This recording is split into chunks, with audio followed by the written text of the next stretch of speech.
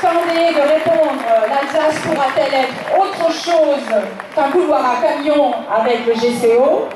La réponse est non. La réponse est non. La réponse est non. Et maintenant, nous allons voir la question de la santé, de la pollution, effectivement. Philippe. Oui, bonjour à tous. Donc mes amis du collectif ont déjà avancé beaucoup d'arguments et je pense que vous avez tous compris pourquoi le GCO ne réglera pas la pollution dans et autour de Strasbourg, et y compris en Alsace. Donc je vais juste vous donner quelques éléments de compréhension. Ce qu'il faut savoir, c'est que Strasbourg est, selon les polluants qu'on considère, que ce soit les oxydes d'azote, que ce soit les particules fines, que ce soit l'ozone, Strasbourg est entre la 4e ou 5e place et la 8e ou 9e place des villes les plus polluées de France. Et donc nos dirigeants de l'OMS essayent de nous faire passer la pilule en disant avec le GCO, la pollution va s'envoler. Je pense que vous avez bien compris, avec les chiffres que vous ont donné Christian tout à l'heure et les explications de Dany, que GCO ou pas GCO, vous respirerez toujours les mêmes saloperies.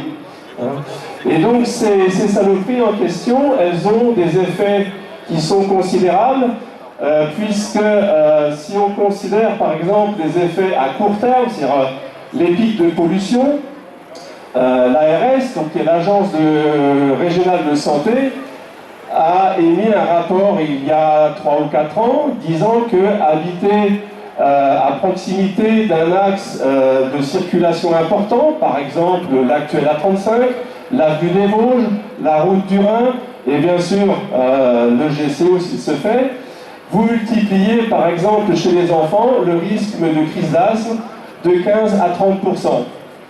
D'accord? Donc ça veut dire qu'il y a deux choses. Il y a ce qu'on vient de dire, la pollution aiguë au cours des pics de pollution, et puis il y a quelque chose qui est beaucoup plus grave, qui est la pollution chronique, c'est-à-dire celle que vous respirez tous les jours, du matin au soir, 365 jours par an.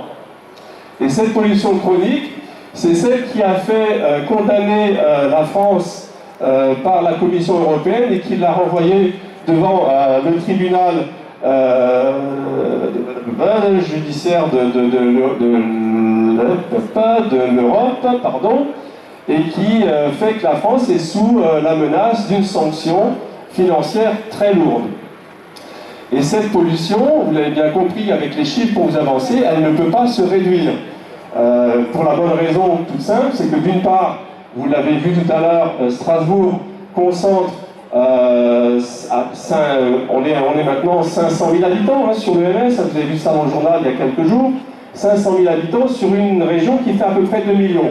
Donc Strasbourg, c'est 25% de la population, c'est aussi, tout à l'heure ça a été dit, 50% des salariés du Bas-Rhin qui vont bosser sur Strasbourg. Donc vous avez une concentration d'activité humaine qui fait que cette pollution, quelles que soient les solutions du type GCO qu'on met en place, ne peut pas baisser. Ce qui va se passer, c'est que le GCO, s'il se fait, va drainer à peu près 25 000 véhicules jour, dont à peu près le quart en camion.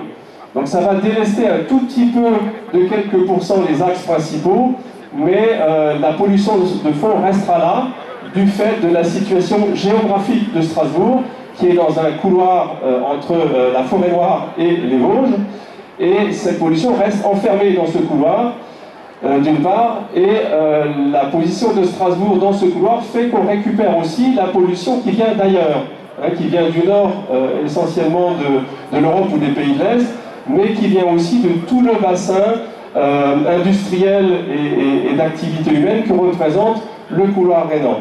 Donc le GCO ne fera pas baisser cette pollution. Et donc on est du coup sous une pollution qui restera chronique, avec des effets santé graves, puisque vous avez tous vu cette enquête qui est parue il y a 2 ans, qui montrait qu'entre 1999 et 2014, sur presque 20 ans, on avait 4 fois plus d'accidents vasculaires cérébraux en Alsace.